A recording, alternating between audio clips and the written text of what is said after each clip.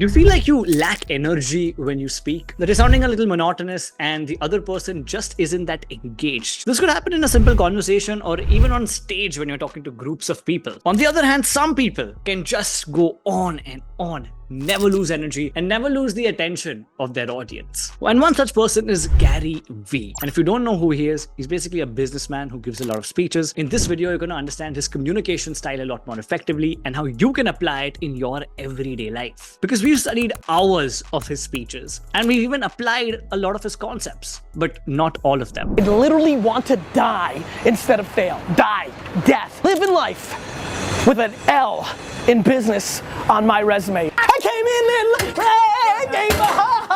So let's understand what makes a speaker like Gary Vee so energetic, the mindset you need to break your monotone, and 3 simple mechanisms to make you a more engaging communicator. By the way, if you're new here, my name is Radeep from Frantically Speaking. We release content that will help you become an effective communicator. So if you want more content like this, hit subscribe. Now, I started watching Gary Vee back in 2016 and I was just enamored by his speaking style for the most part. Only made a couple thousand. Oh my God. Punch him. I'll tell you what it is. It is a bucket full of receipts. I am fired up right now. I always suffered from a weak voice, low energy. In fact, you can see my very first YouTube video. We might see some people who are actively engaged in things like communications or public speaking, but they're probably not progressing that much. And most likely the reason is that they don't have a specific or proper feedback mechanism in place. But after changing my mindset and delivery style, it's not only helped me find more energy, but I've noticed other people are a little more engaged when I speak. I hope you are too. Don't turn off. So starting off with Gary Vee's mindset. And this is a mindset that we train all our clients, and it's something that is the first thing a person should know when they're trying to become more effective communicators. When we think of communication, if you think about yourself giving a presentation, let's say tomorrow you're going to be put in front of 1,000 people, what would generally run through your mind? Generally, it's things like, oh, I'm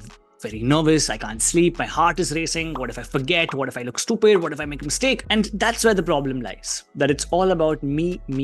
But a good communicator knows that communications is never about the speaker, it's always about the audience. Hence, we need to shift our mindset to become a more value-driven communicator as opposed to a charismatic communicator. And that's what Gary Vee does really well. When he's speaking, he's not necessarily trying to come across as energetic or not be monotonous with his voice. He's just trying to add value to the audience. And of course, I don't know him personally to know if he really means this, but when he's on stage, he many times tends to cut the speech and says that, okay, I'm only going to speak for a few minutes. I want to dive into Q&A as fast as possible because he knows that's where he can have the most impact with his audience. And his entire online persona around creating a lot of free content is that, hey, I'm just going to give a lot of free value out there and automatically people will trust me more. In fact, one of his best-selling books, Jab, Jab, Jab, Right Hook, goes under the same principle that anything in life that we want from other people, we first need to give 3 times. So 3 jabs and then we ask for something in return. That's where you put the hook in. Jab, jab, jab,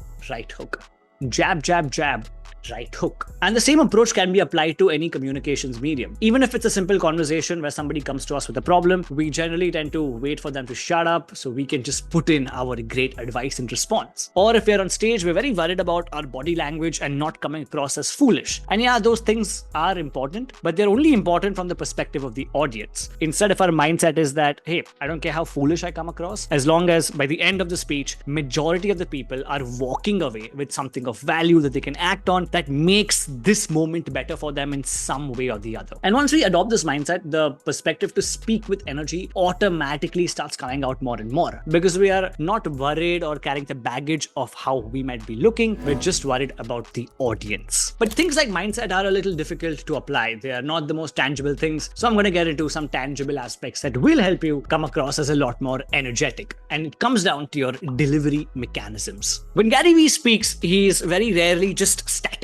In fact, he's moving around the stage when he's talking. When you move around on a stage and speak, it not only gives you more energy because you're in motion, that energy is also translated to your audience, as opposed to somebody just standing still while speaking. The energy is reserved not going out to the audience, and the entire speech can be a little dull. If you ever have a presentation on a stage, try to apply the 3-stage rule. It means you mentally divide the stage up into 3 parts: the center, the right, and the left. And let's say your speech is broken down into 4 parts: the beginning, the first message, the second message, and the conclusion. You can start your speech off in the center part of the stage. When you then move on to the first message, you can move on to the right side and deliver it from there. You're still looking at the entire audience, you're just moving on a different side. When you move on to the second message, you transition to the left side of the stage, completely moving, and you finally conclude again in the center. That will allow you to not only move effectively without pacing randomly, but it also helps to subconsciously break the presentation up in the minds of the audience. As you transition from one point to the other, you also transition your body to make a visual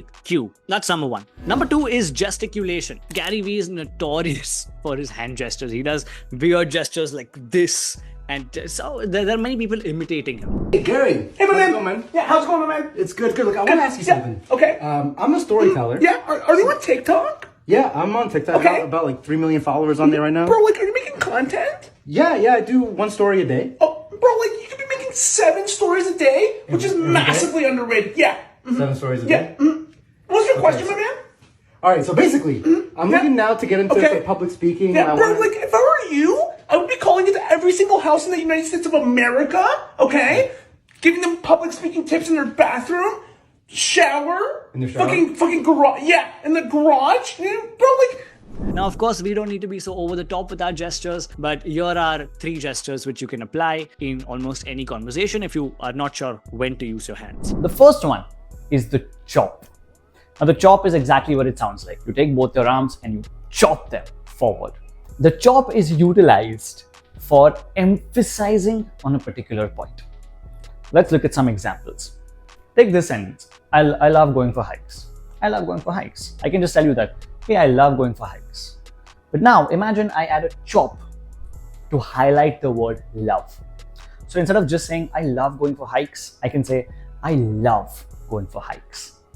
Notice how my hands did the gesture and ended back into the steeple pose very seamlessly. You don't have to necessarily keep your hands like this. You can also keep them like this. Doesn't really matter. Don't get too caught up in the little technicalities of things.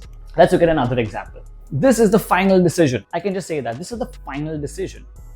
Instead, I can highlight the word final with a chop. This is the final decision. Notice the difference? Let's look at a third and final example. We have to cut costs immediately. We have to cut costs immediately. When you utilize the gesture, it helps to highlight the urgency or the importance of your particular point. And when you do that, people are going to take you a lot more seriously as opposed to saying, we have to cut costs immediately. That's the difference. Let's move on to gesture number 2. This is the comparison gesture. It's one of my favorite gestures to utilize. And the way it works is when we are talking about 2 things, we can utilize this particular gesture. The way it works is, I like this, but I don't like that. For instance, I like cats, but I don't like dogs. As easy as that. The reason we utilize this gesture is to help the audience or our listener navigate through the things that we are talking about. For instance, let's say I'm giving a class on public speaking and I'm talking about 2 students who you have no idea about. So instead of saying, we have 2 speakers with us today, Sanjay and Rashi. Sanjay has an approachable tonality with a very pleasant voice. Rashi has a powerful presence because of her commanding body language. Instead, I can use the comparison gesture. We have 2 speakers with us today, Sanjay and Rashi. Sanjay has an approachable tonality with a pleasant voice. Rashi has a powerful presence due to her commanding body language. Now what I've done is, I've made Sanjay into this hand and Rashi into this hand, so that when I'm utilizing my gestures, the audience is subconsciously navigating. Okay, when he puts his right hand up, he's talking about Sanjay, left hand up, he's talking about Rashi. And that makes it a little easier for them to comprehend and navigate your speech or presentation without them having to know who Sanjay and Rashi are in the first place. This can apply to technical concepts, it can apply to meetings, interviews, anything. But tend to utilize the gesture this or that. That's the comparison gesture. Let's move on to the next one. This gesture is called the sweep, which it works. Imagine you're sweeping something in or out or whatever it is. You can either go like this or like this, doesn't matter. Just don't do both together. That's all. Let's go through some examples. The point of using the sweep is to exaggerate or talk about something of completion. An example, these are the types of questions we get asked way too often. Instead, we can use the sweep. These are the type of questions we get asked way too often. Or these are the type of questions we get asked way too often. Another example, the client does this all the time. The client does this all the time. And the last one, we need to clear the entire room for the guests. We need to clear the entire room for the guests. If you noticed, after I used the sweep, my body automatically went into a chop. Completely natural. Once you get used to the gestures, your body will start using them much more authentically. And the third and final delivery mechanism is simply to be louder when you speak. A lot of the times when we're worried about sounding monotonous, it's actually because we're not projecting our voice properly. This does not mean shouting, it just means to be louder. Because the minute we go soft, it's a lot more likely that we are sounding a lot more monotonous. We are also lacking energy in this moment, and there's a much higher chance of the audience being disengaged. But as soon as we turn up the volume and go a little louder than what we're comfortable with, we're automatically able to not only garner more energy, more attention, but we also break our monotone. In fact, one of my favorite communication coaches, his name is Vin. I can't pronounce his last name, but he did this great experiment with a guy on stage and he told him to go louder and louder. Just watch how much clarity the speaker got because of that. You're currently sitting around a 3. About 10 years ago, when I was a young engineer, I got this offer from a multinational oil and gas company. The salary was 3 times higher, but there was a catch.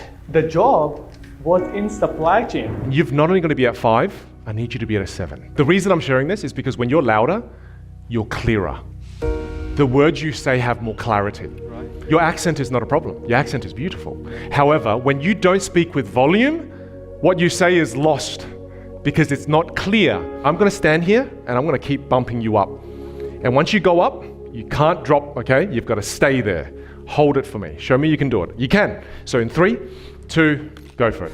So, I was a young engineer back in Pakistan, and I got this job offer from this amazing multinational company I always dreamed about. Louder. Dreamed about.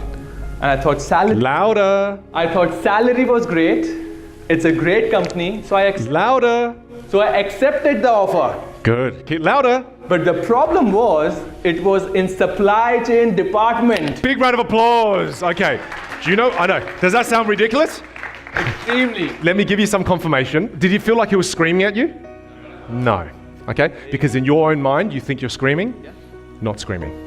However, being loud is not enough to break monotony. In fact, there are different layers of voice modulation which we need to learn to sound more effective in any situation, whether it's a conversation or a speech. In fact, we've created an in-depth video on voice modulation and its pillars. Check out that video next, right here.